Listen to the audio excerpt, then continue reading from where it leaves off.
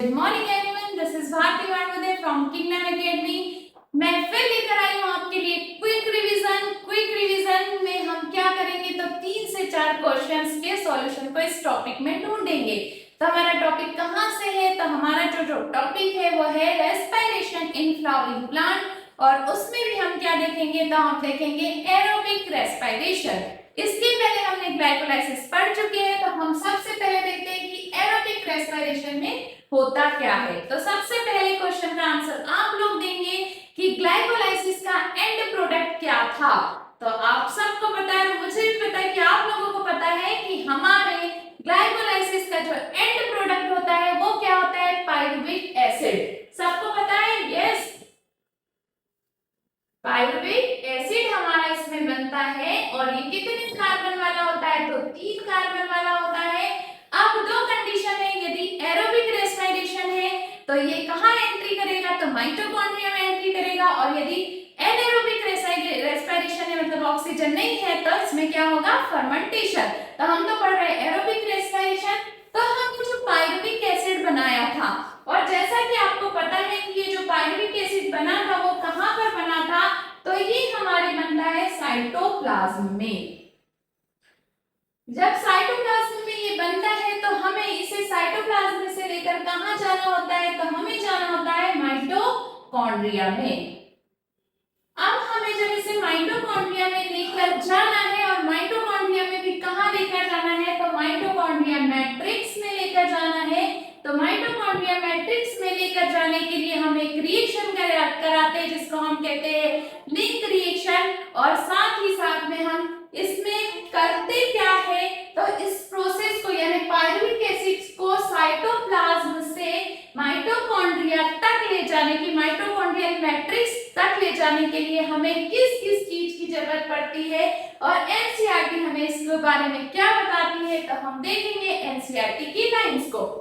For aerobic respiration to take place within the mitochondria, पहली बात हमें समझ में आ गई कि हमेशा यदि एरोबिक रेस्पिरेशन हो रहा है तो वो कहाँ होगा, तो माइटोकॉन्ड्रिया में होगा। The final product of glycolysis आपको पता है क्या बना था, फाइनल प्रोडक्ट जो ग्लाइकोलाइसिस में वो बना था पाइरुवेट यानी पाइरुविक एसिड। इसको हमने ट्रांसपोर्ट करना है, जो मैंने अभी बताया, कहां से, साइटोप्लाज्म से कहां तक, माइटोकॉन्ड्रिया के अंदर। यस, कैसे करेंगे, ये बहुत क्रूशियल इवेंट होती है। इसमें होता क्या है, तो कंप्लीट ऑक्सीडेशन होता है किसका, पाइरुवेट का। इससे step by removal of hydrogen, underline करो एनसीईआरटी में कि हमारी जो कंप्लीट ऑक्सीडेशन है उसमें क्या रिमूव होता है, तो हाइड्रोजन एटम्स रिमूव होते हैं, और साथ में क्या निकलती है, तो कार्बन डाइऑक्साइड, है ना, living 3 molecules of carbon dioxide, और 3 मॉलिक्यूल क्या निकलते हैं, कार्बन डाइऑक्साइड के। याद करना, एनसीईआरटी में हाईलाइट कर लेना। The passing on of the electrons removed as part of the hydrogen atom to molecular oxygen with simultaneous synthesis of ATP। तो इसमें ATP भी बनेंगे, कहाँ बनेंगे हम देखेंगे।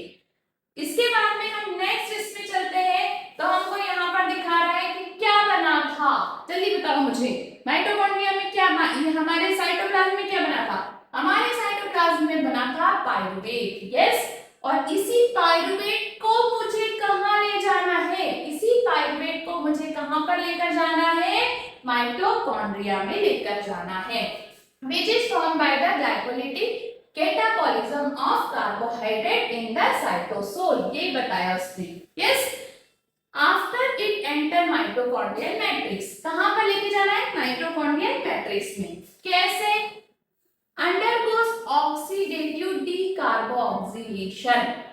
याद कर लो, क्या याद करना है, जो हमारा पाइरुवेट एसिड है वो कहां पे बना था, साइटोप्लाज्म में, और साइटोप्लाज्म से इसे मुझे कहां ले जाना है, माइटोकॉन्ड्रिया की मैट्रिक्स में, मैट्रिक्स। अब इस माइटोकॉन्ड्रिया के मैट्रिक्स में ले जाने के लिए, मतलब साइटोप्लाज्म से माइटोकॉन्ड्रियल मैट्रिक्स तक ले जाने की जो प्रोसेस होती है उसको हम क्या कहते हैं, तो उसको हम कहते हैं ऑक्सीडेटिव डीकार्बोक्सिलेशन या लिंक रिएक्शन, ऑक्सीडेटिव डीकार्बोक्सिलेशन या फिर लिंक रिएक्शन। ये ऑक्सीडेटिव डीकार्बोक्सिलेशन कराने के लिए हमें किस चीज की जरूरत है? तो हमें चाहिए NAD+ और कोएंजाइम A। क्या चाहिए? NADA+ और कोएंजाइम A। ये दोनों की प्रेजेंस में होता क्या है? तो इसकी प्रेजेंस में ये जो पाइरुविक एसिड है वो किसके साथ में रिएक्शन करेगा? कोएंजाइम A के साथ में। यस। और यहां से अब तुम्हें पता है कि पाइरुविक एसिड 3 कार्बन वाला है। यस। और हम ये हमें बनाकर देता है 2 कार्बन वाला मॉलिक्यूल जिसको हम कहते हैं एसिटल कोएंजाइम A। क्या कहते हैं? Acetyl coenzyme A। और ये कितने कार्बन वाला होता है? तो 2 कार्बन वाला।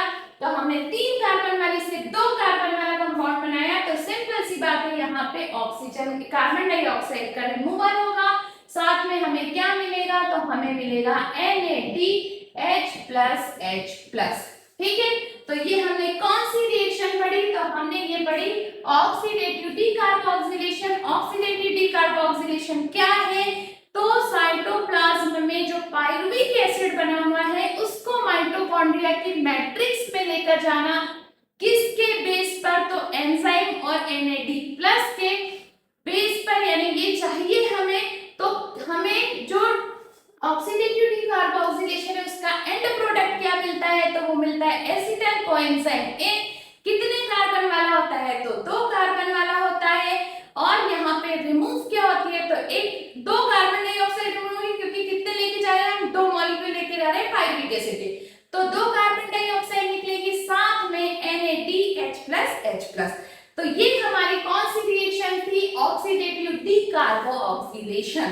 और ऑक्सीडेटिव डीकार्बोक्सिलेशन के बाद में माइटोकॉन्ड्रिया की मैट्रिक्स में जो साइकिल स्टार्ट होता है उसको कहते हैं क्रेब्स साइकिल। इस क्रेब्स साइकिल को देखेंगे हम नेक्स्ट वीडियो में। तब तक के लिए चैनल को लाइक कीजिए, सब्सक्राइब कीजिए और इसी तरह के क्विक रिवीजन मेरे साथ करते रहिए। Thank you.